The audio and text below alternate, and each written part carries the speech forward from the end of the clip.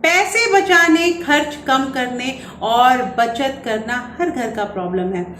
तकरीबन सारे घर में ये प्रॉब्लम होती है और ये एक जुकाम की तरह ग्लोबल इशू होता है।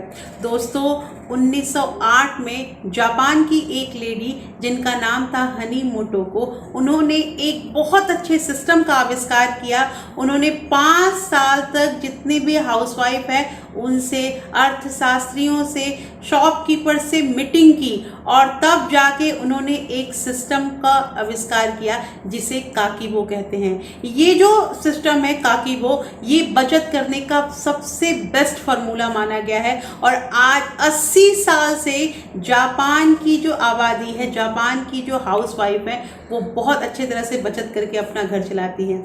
आज उसी मेथड के बारे में हम सीखेंगे और हम जानेंगे कि कैसे काकीबो मेथड का यूज करके हम अपने ज़्यादा से ज़्यादा पैसे बचा सकते हैं।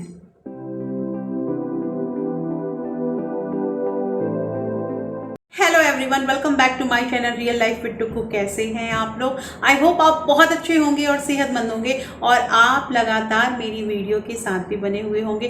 दोस्तों, आज की वीडियो में हम सेविंग के एक बहुत बेहतरीन फार्मूला के बारे में जानेंगे जिसे काकीबो मेथड कहते हैं और इस मेथड का कैसे यूज़ करते हैं, इसमें क्या क्या सवाल हमें खुद से पूछना होता है, ये सारा कुछ हम डिस्कस करेंगे इस वीडियो में। ये वीडियो बहुत इंटरेस्टिंग बनने वाली है दोस्तों, क्योंकि इसके साथ ही मैं आपको 11 नए सेविंग टिप्स भी बताऊंगी जो एक देसी ट्रिक हो जाएंगे, जो जिससे हम अपने पैसे को ज़्यादा से ज़्यादा सेव कर पाएंगे।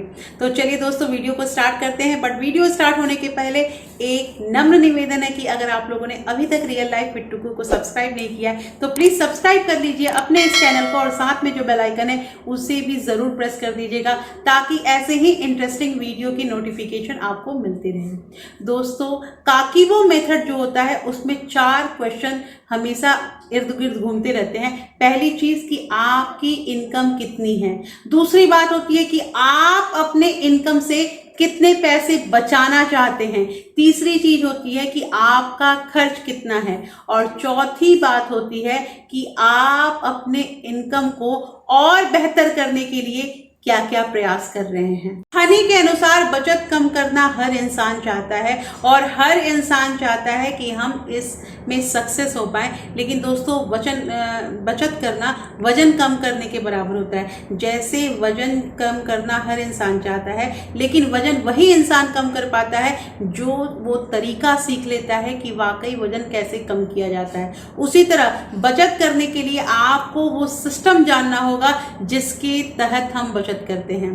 तो जो ये काकीबो मेथड है, इसमें 4 स्टेप है, जिसमें सबसे पहला स्टेप ये आता है कि आपको अपने पुराने पिछले साल या पुराने बिल से ये पता करना है कि आपने पिछले साल कौन कौन से खर्च फिजूल के किए हैं। आपको ये पता करना बहुत ज़रूरी है कि आपके घर में कितनी फिजूल खर्ची हो रही है। दूसरी चीज यहाँ पे ये आती है कि आप कितना खर्च करते हैं और उस खर्च में से आपको कितने पैसे आप बचाना चाहते हैं, ये चीज आपको क्लियर होना चाहिए।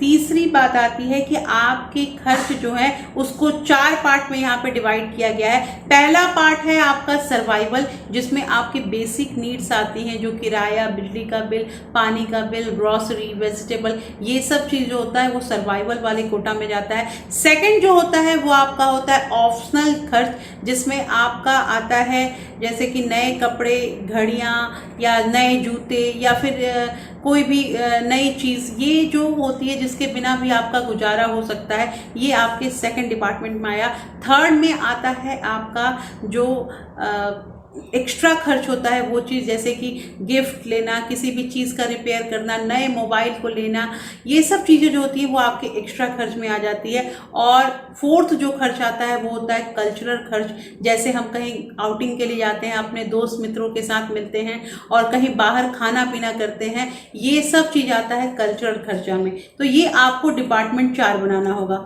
उसके बाद चौथी बात ये आती है कि आपको हर महीने अपना मूल्यांकन करना है, अपने सारे बिल अपने पास रखने हैं, सारा जो आपने हर दिन का नोट किया है वो आपको देखना है कि आपने कितने पैसे कहाँ खर्च किए हैं और आप किस क्षेत्र में अपने पैसे को बचा सकते हैं। ये चीज़ आपको करना बहुत ज़रूरी है। उसके बाद आगे आपको ये करना है कि अगले मंथ में कोशिश करनी है कि जो आपने बेकार खर्च किए या जो फिजूल खर्च किए पिछले महीने में, वो अब इस महीने में नहीं होना चाहिए।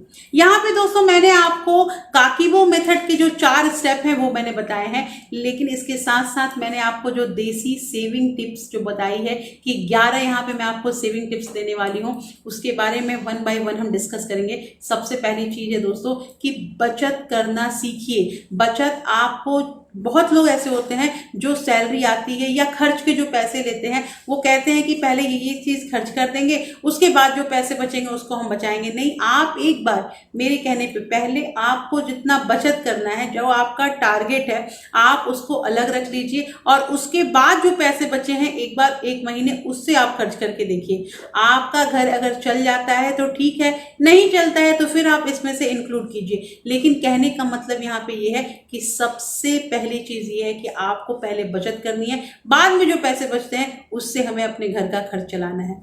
दूसरी बात ये आती है इनकम, आपकी जो मतलब कि इनकम है और इच्छा, इन दोनों में अंतर कीजिए। कहने का मतलब ये है कि आप अगर कहीं खर्च करते हैं तो आपको कितने खर्च करने हैं जो आपके बेसिक नीड्स हैं, और आपका जो डिज़ायर है, आपके जो वांट्स हैं, उसमें डिफ्रेंशिएट करना सीख लीजिए। बहुत बार ऐसा होता है कि आपको ऐसा लगता है कि जो हम चाहते हैं वही हमारी बेसिक नीड होती है और हम उसके अकॉर्डिंग खर्च करने लगते हैं। नहीं, इस चीज़ को क्लियर कीजिए कि अगर उसके बिना भी हमारा काम चल सकता है तो हमें वो चीज़ लेने की ज़रूरत नहीं है। जिसके लिए मैंने प्रीवियस वीडियो में बताया है कि आप 24 घंटे अपने उस इच्छा को सोचिए। 24 घंटे के लिए आप उसको कुछ परचेज मत कीजिए, या आप अपना मन रखने के लिए 24 घंटे के बाद कहिए कि हम ले लेते हैं। देखिएगा आपका मन जरूर परिवर्तन होगा। तीसरी चीज़ यहाँ पे आती है दोस्तों कि जेब में कैश लेकर मत घूमिए। अगर आप घर से कहीं बाहर निकलते हैं और आपको ऐसा लगता है कि आपके जेब में पैसा होगा और आप अनावश्यक चीज़ें खरीद लेंगे, तो सबसे ज़रूरी चीज़ है कि आप अपने जेब में पैसा ही मत लीजिए। पक्का है कि आप बाहर से घूम के भी आ जाएंगे और आपके पैसे भी बच जाएंगे। अगर आप उसी पैसे को घर में रखते हैं या उस पैसे को बैंक में रखते हैं तो आपको ये होगा कि अरे आज तो मैं वॉलेट भूल गया। तो कभी कभी वॉलेट जानबूझ के घर पे छोड़ के ऐसे ही बाहर निकलने की आदत डालिए। उसके बाद चौथी चीज़ आती है हमारे पास कि घर में अगर कोई कबाड़ खाना है, स्टोर रूम है, तो उस चीज़ को बंद कीजिए। दोस्तों जापान में किसी के घर में स्टोर रूम नहीं होता है। अक्सर हर घर में, हर इंडियन घर में ना एक स्टोर रूम ज़रूर मिलेगा जहाँ पे टूटी हुई कुर्सी, पुराने फर्नीचर या बहुत सारे कबाड़ का सामान हम लोग के घर में होता ही है। उन सारे सामान को पहले निकालिए और उसे बेच दीजिए, या आप किसी को वो सारे सामान दान कर दीजिए। अगर आप वो चीज़ को हटा देते हैं तो एक तो आपका रूम खाली हो जाएगा, दूसरे आपका दिमाग से जो टेंशन है वो गायब हो जाएगा और आप कुछ सोच पाइएगा। अच्छा, कम से कम इतना तो कबाड़ रहता ही हर घर में कि एक मोटरसाइकिल तो जरूर घर में खरीद लिया जाएगा उस कबाड़ को बेच के। तो आप सबसे पहले अपने घर का कबाड़ हटाइए।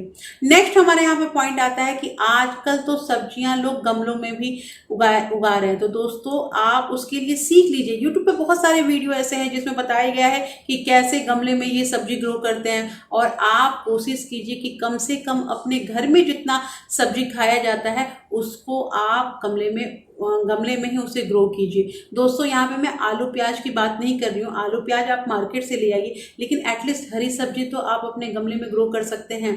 नेक्स्ट पॉइंट आता है हमारा, वो चीज़ें परचेज करें दोस्तों जो चीज़ें समय के साथ साथ महंगी होती जाती है, जैसे कि घर, जमीन, जानवर, जेवरात, ये सब चीज़ों पे पैसे खर्च किया कीजिए। अगर आपको पैसे खर्च ही करने हैं तो आप इन सब चीज़ों पे खर्च कीजिए जो समय के साथ साथ जिसकी कीमत जो है वो बढ़ती रहती है। उसके बाद हम बात करेंगे कि कमेटी डाला करें। दोस्तों कमेटी बहुत लोग हो सकता है कि नहीं जानते होंगे, तो कमेटी के लिए मैं सेपरेट वीडियो बनाने वाली हूँ कि कैसे कमेटी को डाला जाता है और कैसे कमेटी वर्क करता है, और हम जो बैंक में ये आरडी या एफडी करते हैं उससे भी ज़्यादा पैसे कमेटी में बन सकते हैं। उसके बारे में मैं सेपरेट वीडियो बहुत जल्दी डालने वाली हूँ। उसके बाद बात आता है कि जैसे ककीबो मेथड में खर्च जो है उसको 4 स्टेप में बांट दिया गया है, वैसे ही हमें भी अपने खर्च जो है उसे 3 स्टेप में बांट देना है कि कौन सा ज़रूरी है जिसके बिना हमारा घर नहीं चल सकता है, उसके बाद कौन ऐसा चीज़ है जिसको हम टाल भी सकते हैं, और तीसरा स्टेप आएगा हमारा गैर जरूरी। तो ये हमेशा जब भी आप अपना लिस्ट बनाइए तो इसमें 3 पार्ट जरूर बना लीजिए, जिससे आपको पता चलेगा कि आपको कहाँ खर्च करना है, कहाँ नहीं खर्च करना है। उसके बाद सबसे ज़रूरी चीज़ ये है दोस्तों कि आप समय के साथ साथ अपना जो आपका इनकम है उसको और बेहतरीन करने की भी स्कीम देखते रहिए। आपको कैसे अपने घर में, पहले के ज़माना था जब एक घर में कमाने वाले होते थे और 5 या 6 लोग खाने वाले होते थे तो उस समय चल जाता था, लेकिन आजकल ऐसा नहीं है। अगर घर में पति पत्नी दोनों कमाते हैं तो वो घर थोड़ा सा उसका जो आर्थिक स्थिति है वो अच्छा हो सकता है। इसलिए घर में जितने भी लोग हैं कोशिश कीजिए कि सब कुछ ना कुछ आमदनी करके आए। यहाँ मैं बच्चों को इंक्लूड नहीं कर रही हूँ क्योंकि बच्चों का अभी कमाने का टाइम नहीं है, उन्हें पढ़ाने का टाइम है। तो दोस्तों यहाँ पे मैंने आपको 11 बेस्ट वे बताए जो इससे आप सेविंग कर सकते हैं, और ये बिल्कुल भी नए तरीके मैंने यहाँ पे बताए हैं। मैंने इससे पहले भी आपको बहुत सारे सेविंग के वीडियो, इन्वेस्टमेंट के वीडियो, ये सब मैंने अपलोड कर रखे हैं और आप लोगों ने उसे बहुत पसंद भी किया है। तो दोस्तों आज की वीडियो कैसी लगी मुझे जरूर बताइएगा कमेंट करके, और अगर वीडियो पसंद आई है तो एक लाइक जरूर कर दीजिएगा, और साथ में ये भी बताइएगा कि आप लोगों को ये काकीबो मेथड कैसा लगा, और क्या आप नेक्स्ट मंथ क्यों इसी मंथ से क्या काकीबो मेथड को फॉलो करके अपने घर का बजट बनाना पसंद करेंगी। तो फिर मैं मिलती हूँ आपसे एक नए वीडियो के साथ, तब तक के लिए thank you, thanks for watching.